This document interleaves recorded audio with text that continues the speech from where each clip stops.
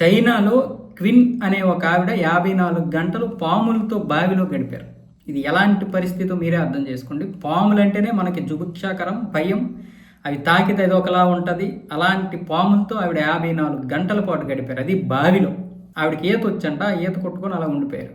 చైనాలోని ఫూయాన్ ప్రావిన్స్లో క్వాంజో అనే నగర సమీపంలో ఒక అటవీ ప్రాంతం ఉంటే అటవీ ప్రాంతంకి వెళ్ళారు. ఆవిడ అనుకోకుండా ఒక బావిలో పడిపోయారు. ఆ బావిని అక్కడ ఉందనే విషయం ఎవరికి తెలియదు. సడన్గా పడిపోయేసరికి అందులో పాతబడిన బావి ఉంటుంది. అందులో పాములన్నీ ఉన్నాయి.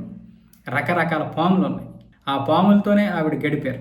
54 గంటల తర్వాత కుటుంబ సభ్యులు ఇచ్చినటువంటి ఆచూకీ ప్రకారం పోలీసులు వచ్చి ఆ డ్రోన్ ద్వారా కనుక్కున్నారు ఆవిడని. 54 గంటల తర్వాత కనుక్కొని బయటికి తీశారు. అయితే ఇక్కడ పాములతో గడిపారు కానీ వాళ్ళకి పాములంటే మనంత భయం ఉండదు.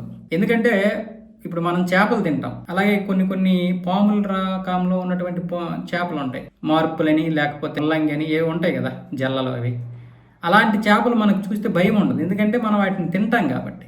మనం పాములు తినము. కానీ చైనా వాళ్ళు పాములు విపరీతంగా తినేస్తారు. అందుకే వాళ్ళకి ఇది పొడిస్తే ఏమవుద్దు అని భయం అయితే మ్యాక్సిమం ఉండకపోవచ్చు. అందుకే ఆవిడ అలా బ్రతికారు 54 గంటలు. మనమైతే చనిపోతాం. ఎందుకంటే మామూలు పాము అయితేనే మనం చనిపోతాం. అలాంటిది అక్కడ విషపాములు కూడా అంటే ఇక కష్టమే. మామూలుగా అయితే ఏం చేయకపోవచ్చు, కానీ మన భయానికి వచ్చి పొడి చేస్తాయి అవి.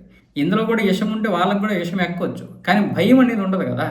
వాళ్ళు డైలీ తినేదే అక్కడ ఉన్నాయంటే పెద్ద విచిత్రం ఏం కాదు. అవి కోళ్ళి, మేకల్ని, చేపల్ని మనం చూస్తే భయపడతామేంటి, అలాగే వాళ్ళు కూడా భయపడరు. ఆ విధంగా ఆవిడ బహుశా 54 గంటల పాటు బ్రతికొండొచ్చు అనుకుంటున్నాను నేనైతే.